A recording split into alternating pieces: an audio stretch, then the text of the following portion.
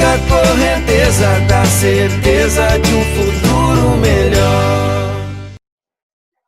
Salve, salve, meu querido aluno do 8º ano E! Seja bem-vindo a mais uma super aula de História.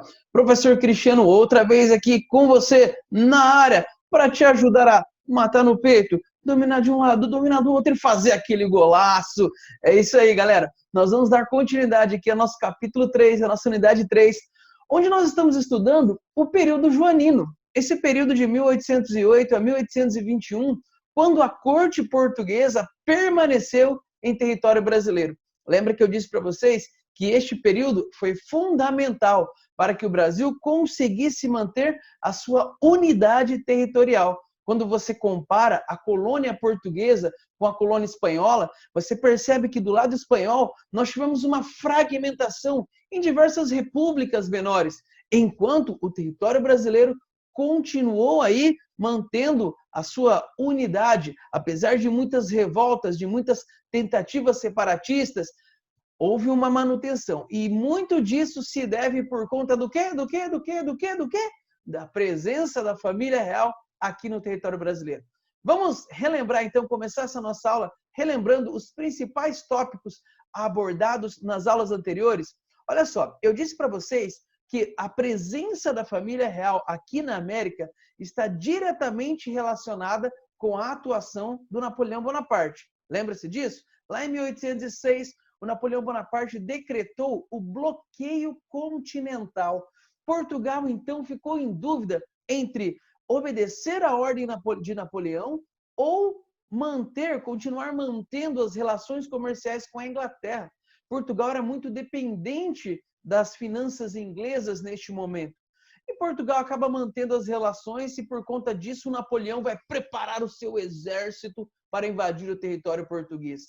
Com a ajuda da Inglaterra, que temia, entre outras coisas, que Napoleão se apoderasse dos navios portugueses também, os ingleses, então, apoiam a família real, apoiam a corte portuguesa e num desespero total, assim, a galera sai de Portugal rapidamente no final de 1807 em direção à colônia portuguesa na América, em direção ao nosso Brasilzão, chegando aqui no começo de 1808. Primeiro, o Dom João vai aportar ali em Salvador, e já em Salvador ele decreta a abertura dos portos. Não se esqueça disso, destaca isso aí no seu caderno. Ainda em 1808, nós temos a abertura dos portos, que na prática significa o fim do pacto colonial. Porque a partir deste momento, o Brasil agora pode negociar com outros países. Na prática também significa basicamente que o Brasil passa a negociar com a Inglaterra. Então os ingleses, meu querido, os ingleses não ajudaram a corte portuguesa, o Dom João de graça, não. Eles tinham grandes interesses comerciais, desejavam vender os seus produtos para o Brasil. 1808, então, marca aí a abertura dos portos. E este processo de abertura dos portos é oficializado logo na sequência, um tempinho depois, em 1810, com a assinatura de um tratado entre Brasil ali e Inglaterra, o Tratado de Aliança, Amizade, Comércio, Navegação, que na prática permitia aos ingleses mandar os seus produtos para o território brasileiro, pagando uma taxa de imposto bem pequenininha, bem pequenininha. Então, o território brasileiro não vai arrecadar muito com os impostos. Porque o que acontece? Não sei se você sabe, mas geralmente, até hoje é assim, quando um país importa um produto, existe uma taxa que você precisa pagar sobre esse produto para poder importá-lo.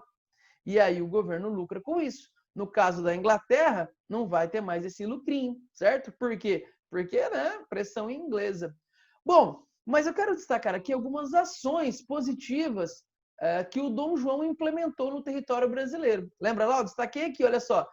Deixa eu pegar aqui o meu apontador a laser para ir mostrando para vocês. A criação do Banco do Brasil com o objetivo de gerar moedas aqui no Brasil, de conseguir financiar algumas coisas, de organizar as finanças do território brasileiro. Reformas mesmo urbanísticas na cidade do Rio de Janeiro, melhoria de portos e estradas, criação de faculdades, como a Faculdade de Direito, a Faculdade de Medicina, criação do Jardim Botânico para conhecer a fauna ou a flora agora? A flora, né? A flora, conhecer a flora brasileira, conhecer as plantas, os vegetais, estudá-los ainda mais. O Jardim Botânico tem essa função de promover esse desenvolvimento do verde no nosso território. Não só o desenvolvimento, mas conhecer também um pouco mais da flora brasileira. A criação da Escola de Belas Artes, que eu já disse para vocês que é muito importante e caminha, neste momento da história, caminha diretamente com o desenvolvimento das ciências. Lembra? É importante você ter um artista que consiga retratar aquilo que precisa ser representado para as pessoas, porque nesse momento você não tem a possibilidade de fazer fotografias ainda, certo? Criação também de uma estrutura militar. E ó, você vai ver como essa estrutura militar aqui vai ser extremamente importante para a manutenção da unidade do território. Você vai ver logo na sequência. Criação de uma imprensa régia também, ou seja, um jornal que está circulando aí. É claro, um jornal sobre o controle do imperador vai sempre trazer notícias que são favoráveis. 1815, o Brasil então vai ser elevado à categoria de Reino Unido. Então, deixa oficialmente de ser uma colônia. Não é um território independente ainda. Não, calma lá. Nós vamos chegar a isso só em 1822. Mas o Brasil já foi elevado, então, à categoria de Reino Unido, deixando de lado o status de colônia. Alguns pontos que eu preciso destacar aqui, negativos, são o aumento de preços que são ocasionados principalmente pelo excedente de dinheiro trazido para o Brasil por parte dos membros da corte. Você deve ter notado em um trecho do filme Carlota Joaquina que uma mulher chega ali, você assistiu, né? Carlota Joaquina na última aula. Uma mulher chega para comprar um frango e ela reclama que o frango está muito caro. Então o vendedor diz, olha, esses frangos são para a corte, são para o imperador. Então você percebe que houve um encarecimento no preço por conta disso. E também dá para destacar ali a desocupação forçada de diversos imóveis, exatamente para abrigar os membros da corte. Lembra lá o PR, sobre as ordens do príncipe regente, que na época acabou virando motivo de chacota dentro da cidade do Rio de Janeiro. As casas que estavam com o PR ali, que era para ser uma honra, né? As pessoas diziam que era o ponha-se na rua, também ilustrado no trecho do filme da Carlota Joaquina. Eu quero destacar um outro elemento bem importante também, que é o aumento de impostos que ocorre com a chegada do Dom João VI. Afinal de contas, ele precisava, né, para fazer todas essas reformas aí, ele precisava arrecadar. Tem que arrecadar, senão não tem como. E também, outro detalhe, né? Diversos cargos públicos são criados para poder acomodar todos esses membros que vêm junto com a corte. Tudo isso gera despesas. E essas despesas vão ser custeadas de que forma?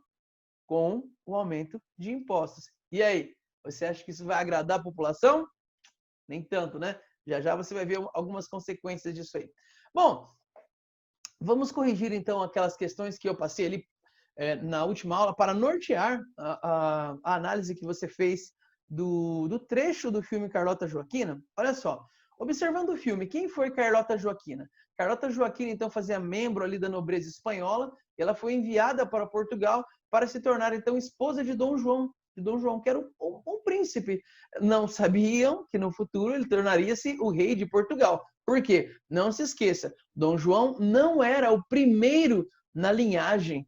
O seu irmão mais velho acaba falecendo de maneira prematura e ele se torna, então, o rei de Portugal. Beleza? Segundo ponto, qual foi a consequência da praga de piolhos que infestou os navios portugueses durante a travessia do Atlântico para a moda do Rio de Janeiro? Galera, eu fiz questão de colocar esse tópico aqui, chamar a tua atenção para isso, porque é um ponto engraçado e interessante, retratado no filme. Você deve ter notado que houve uma praga de piolhos dentro do navio. E por conta disso, as mulheres acabaram enrolando ali alguns produtos e colocando uma toalha branca em volta da cabeça, como uma forma para tentar aplacar essa praga de piolhos. Acontece que quando elas chegaram no porto, as mulheres olharam para aquilo viram aquela coisa em volta da cabeça, aquela toalha branca, e pensaram, nossa, olha que interessante, olha como é que elas usam ali uma coisa diferente, um adereço diferente. E um tempo depois as mulheres também começaram a utilizar esse adereço na cabeça, entendendo que aquilo era moda lá na Europa. Afinal de contas, as pessoas que viviam aqui na colônia, elas não tinham contato. Não é igual hoje que você assiste uma televisão, você olha na internet, você sabe exatamente o que está acontecendo, como as pessoas estão se vestindo lá do outro lado do mundo. Na época não era assim. Então, quando elas olharam as mulheres com aqueles panos na cabeça, uau! E quiseram copiar, quiseram fazer igual. E isso acabou virando moda durante um tempo ali na cidade do Rio de Janeiro. Isso também é ilustrado no filme Carlota Joaquina. Número 3. Como Dom João é representado no filme? Na aula ao vivo que nós tivemos, eu comentei um pouco sobre isso. O Dom João, durante muito tempo, ele foi representado como um rei bobão, incompetente, que se dedicava mais a se alimentar, a ficar comendo. No filme ele é retratado, ele aparece o tempo todo comendo uma coxa de frango e coisa do tipo, as suas mãos gordinhas. Eu lembro da fala de um dos narradores ali, sua mão gordinha, que ficava comendo frango e tal. As pesquisas mais recentes mostram que nós não deveríamos encarar desta forma, desta maneira. Dom João ele foi bastante perspicaz ao abandonar a Europa. E não foi necessariamente um covarde. Foi muito mais inteligente do que covarde da parte do Dom João. Porque abandonando a Europa, vindo para o Brasil, ele conseguiu manter a sua coroa. Isso é interessante. Você vai perceber que o fato do rei da Espanha ter perdido a sua coroa, lembra que quando Napoleão passa pelo território espanhol, ele retira o rei espanhol e coloca o José Napoleão, que era o seu irmão, no trono espanhol. Isso vai ter consequência direta, porque nesse período, por exemplo, inicia-se o processo de independência da América Espanhola. Percebeu? Enquanto no território português acontece exatamente o contrário. O rei vem para cá e cuida ainda mais de perto das suas colônias. Então existe essa mudança aí de visão sobre a figura histórica do Dom João, que vai se tornar Dom João VI. Por enquanto, quando ele vem para cá, ele ainda é príncipe regente. Lembre-se que a sua mãe, Dona Maria, a louca, ainda está viva. Galerinha, eu pedi que vocês fizessem também na página 44 um exercício. Nós vamos corrigi-lo agora também. Olha só, um exercício do Enem, para você já ir se preparando aí.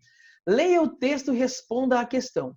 Eu, o príncipe regente, faço saber aos que o presente alvará virem que, desejando promover e adiantar a riqueza nacional e sendo um dos mananciais dela, as manufaturas e a indústria, sou servido a abolir e revogar toda e qualquer proibição que haja a respeito no Estado do Brasil.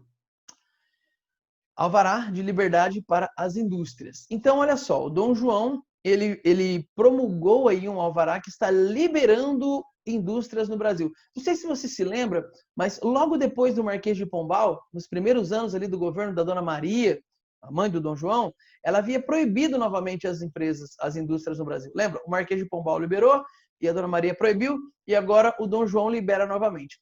Mas na prática, vamos ver o que acontece. Olha só, o projeto industrializante de Dom João, conforme expresso no Alvará, não se concretizou.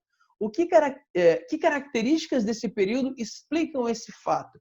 Galera, aqui a gente precisa fazer um paralelo com tudo o que está acontecendo, não é? Se você tem uma pequena indústria, essa indústria está começando as suas atividades, você deve saber que não dá para produzir em grande quantidade.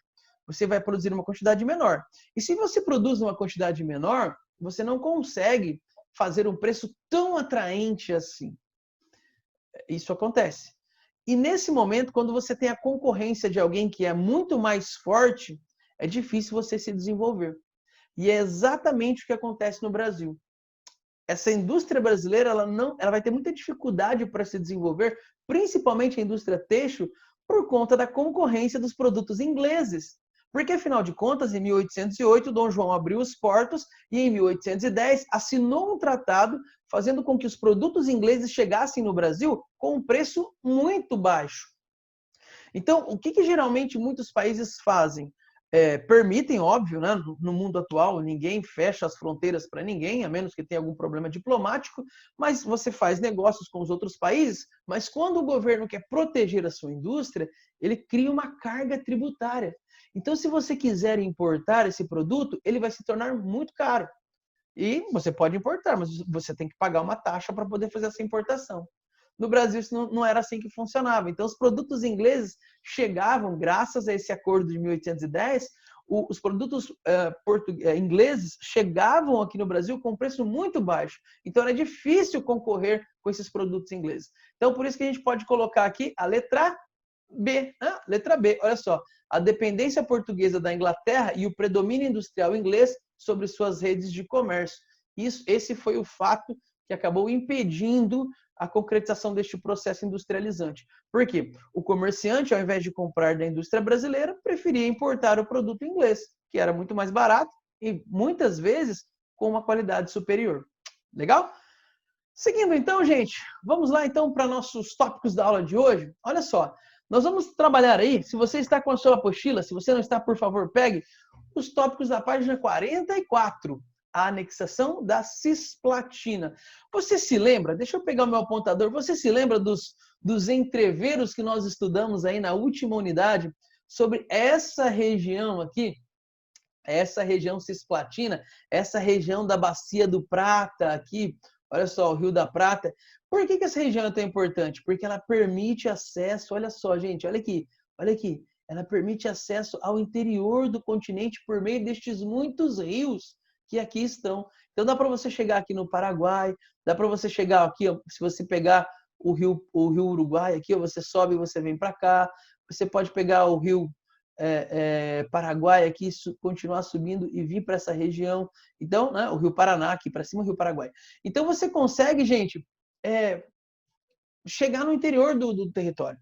Essa região sempre foi muito disputada exatamente pela questão comercial. Você se lembra, tenho certeza que você se lembra, ali no final da unidade passada nós falamos muito sobre isso, sobre a colônia de Sacramento, que foi fundada aqui, sobre as disputas relacionadas aos 7 povos das missões, que estavam aqui na região do atual Rio Grande do Sul. Lembra disso?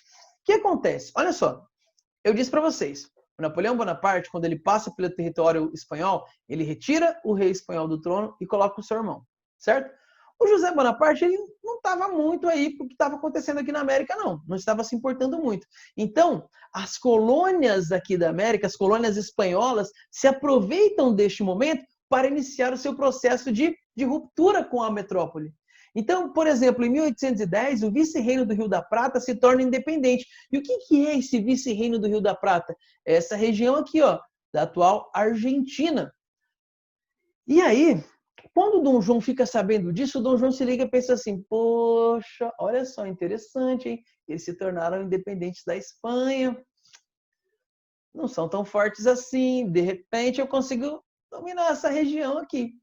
E aí, o Dom João, ele envia, então, tropas para cá. Olha só, o Dom João, tá vendo como ele não era aquele bobão, assim, nada de jeito nenhum. Ele manda para cá várias tropas já em 1811 e começa a ir cercando, pensando, estudando o território, a possibilidade de conquistar essa região. O Dom João afirmava que isso era uma forma também de manter essa região aqui sob o domínio da coroa espanhola. Por quê? Porque a Carlota Joaquina, ela era espanhola. Então, mandou essa conversa aí lá para cima dos europeus. Né? E é o fato que realmente ele ataca essa região e ele anexa essa região no ano de 1816. E essa província passa a se chamar Província Cisplatina. Província Cisplatina. Então, o Uruguai, quando o Uruguai declara a sua independência, um tempo depois, e nós vamos estudar esse processo de independência do Uruguai, você vai ver que o Uruguai vai declarar a sua independência em relação ao Brasil. E, na verdade, em relação à Argentina também, porque os argentinos queriam anexar aquela parte ali de novo. Tudo isso, gente, envolve essa parte aqui, não se esqueça, tá? Envolve o problema do Rio da Prata e como essa região é importante para acessar o interior do continente. Legal? Então, o Brasil vai anexar, sim, o Uruguai durante muito tempo, até 1828, o Uruguai vai ser parte do território brasileiro. Vai ser chamado de Província Cisplatina. Legal? Outra coisa que eu quero destacar para vocês é o seguinte, no ano de 1815, as guerras napoleônicas lá na Europa chegaram ao fim. Lembra disso? Eu mostrei para vocês lá, quando a gente estava estudando o governo napoleônico, eu disse que o Napoleão foi derrotado no primeiro momento, aí ele foi isolado numa ilha ali no Mediterrâneo, ele fugiu, veio o governo dos 100 dias e na sequência ele foi derrotado definitivamente, em 1815. E ele é mandado para uma ilha lá no meio do Oceano Atlântico, onde ele vai morrer em 1821. Então, na prática, para os portugueses, isso significa que em 1815 já não existe nenhum perigo para o Dom João dentro de Portugal. O território português já está completamente pacificado. Napoleão já foi derrotado na Europa. Mas o Dom João gostou do Brasil. E ele vai continuar aqui mais um tempo ainda. No ano de 1816, a sua mãe ela veio a falecer, a Dona Maria.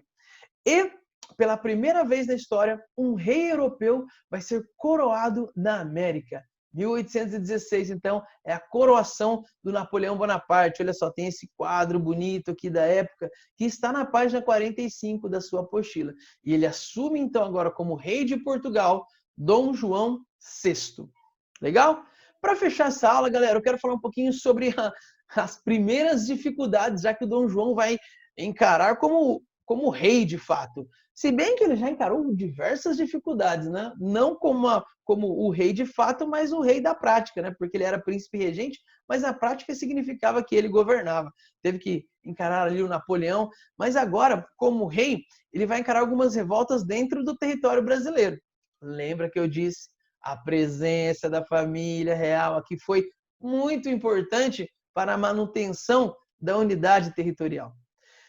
Em 1817, nós vamos ter uma revolução na região de Pernambuco. Vai ser chamada de Revolução Pernambucana. O que acontece? Deixa eu te mostrar o contexto aqui. Olha só. Primeiro, a presença da coroa portuguesa no nosso território, como eu já disse no início dessa aula, provoca um grande aumento de impostos para todo o território. E é claro, gente, que na região do Rio de Janeiro, as pessoas ainda conseguem visualizar isso com as melhorias que estão sendo implementadas. Agora, se você vive lá no Nordeste, em Pernambuco, você não está vendo nada. Não está vendo nada. Simplesmente os impostos cresceram, você está tendo dificuldades para pagar e o dinheiro está indo para longe. As melhorias estão sendo feitas lá embaixo, lá longe. E nessa época não existia ainda esse sentimento que nós temos hoje, que é um sentimento socialmente construído, esse sentimento de patriotismo, de fazer parte do território brasileiro. Então, na região de Pernambuco, começam agora alguns movimentos para pensar numa separação. Afinal de contas, eles querem que o dinheiro de Pernambuco fique em Pernambuco. Percebe? Tem alguns paralelos aí com algumas revoltas que nós já vimos anteriormente. Aquela de Minas e, principalmente, aquela que nós vimos chamada Revolta dos Alfaiates. Meus queridos, essa situação vai ser agravada entre os anos de 1815 e 16 com uma grave seca que acontece ali na região e compromete bastante a produção de açúcar e a produção de algodão, que eram os principais produtos exportados ali na região. E já desde o final ali do século XVIII, em Pernambuco se desenvolveu uma elite intelectual que era bastante influente e gostava daquelas ideias iluministas. Então, olha só, república, liberdade, igualdade, aquelas ideias estão fervilhando ali em Pernambuco. Chega 1817, então, e a galera provoca uma grande revolta ali e declara a independência. É criada, então, a República de Pernambuco, que institui algumas coisas. Então, liberdade de expressão, vamos destacar aqui, ó, liberdade de expressão, liberdade de imprensa, liberdade de religião, embora a religião católica fosse declarada também religião oficial, tá? Mas no Brasil não tinha liberdade religiosa, não tinha. Aqui agora, nessa região, vai ser declarada, então, liberdade de religião. E alguns impostos sobre tributos de primeira necessidade vão ser abolidos, vão ser extinguidos exatamente para permitir que esses produtos se tornem mais acessíveis. Qual era o objetivo desses impostos? Arrecadar. Arrecadar, principalmente para quê? Para manter a estrutura do Rio de Janeiro, tá? Esse movimento de liberdade, uma vez que ele deu certo no primeiro momento, cara, a galera da região ali adora, e essa ideia se espalha. Então, se espalha pela Paraíba, por Alagoas, Ceará, Rio Grande do Norte, mas você acha que o Dom João vai deixar isso aí quieto? Não, né? Não vai, não deixa, ele não deixa. As tropas do exército de Napoleão, lembra que eu disse que é a criação daquela estrutura militar. Gente, o Dom João não era bobo. Ele já criou a estrutura militar lá atrás. Essa estrutura que invadiu e anexou a Cisplatina, essa estrutura militar, essa galera aí, o exército que está indo agora, a marinha, que está indo agora ali para o Nordeste e vai conter essa revolta na região de Pernambuco e vai impedir que Pernambuco acabe se separando do Brasil e criando uma república independente. A revolta ela vai ser abafada e eu quero destacar para vocês um líder bastante influente chamado Joaquim do Amor Divino Rabelo Caneca, mais conhecido como Frei Caneca. O Frei Caneca, ele foi um dos principais líderes, ele era um religioso, jornalista também, influente, que participava das ações sociais ali na região, e ele foi condenado à morte. Só que, como ele fazia parte da igreja, ninguém teve coragem de enforcá-lo, ninguém teve coragem de ser o carrasco, o executor, e ele acabou sendo perdoado. Mas você está vendo aqui que a imagem mais famosa que fez com que ele entrasse para a história, essa talvez seja a imagem mais conhecida do Frei Caneca. Se você jogar na internet Frei Caneca, você vai se deparar com essa imagem. É a imagem de um fuzilamento. Por quê? Ele vai ser liberto, tá? Depois dessa revolta de 1817, dessa revolução em Pernambuco, mas em 1824 ele vai se envolver em uma outra revolta em Pernambuco, porque Pernambuco vai tentar de novo a sua independência. E aí, meu amigo, não vai adiantar. Ele vai ser condenado. Ninguém vai ter coragem de enforcá-lo de novo. Só que ele não vai ser livre dessa vez, não. Eles vão fuzilá-lo. Mas isso a gente conta um pouquinho mais pra frente, tá? É só para você se aclimatar um pouquinho aí, olhar para a imagem do Frei Caneca e se acostumando com esse nome. Beleza? Meus queridos, tarefinha para a gente encerrar essa unidade aí, esse capítulo sobre o período joanino no Brasil, 1808 até 1821. Repara que nós não chegamos ainda em 1821. Nós vamos falar um pouco mais sobre o Dom João aqui no Brasil e quais foram os fatores que fizeram com que ele voltasse para a Europa nas próximas unidades. Mas por hora eu quero que você faça a sua tarefa, vou deixar descrito certinho ali na descrição da aula. Vai ser a sessão extra e na próxima aula eu corrijo junto com vocês, tá bom? Grande beijo no seu coração e até lá. Tchau! Novos mares, horizontes, aonde quer chegar. O que quiser, tudo alcança, basta acreditar. Novos tempos de mudança, com o pé no chão. Mergulhando nos estudos, acha a solução. O amanhã não é um mistério pra quem leva a sério. Siga a correnteza da certeza de um futuro melhor.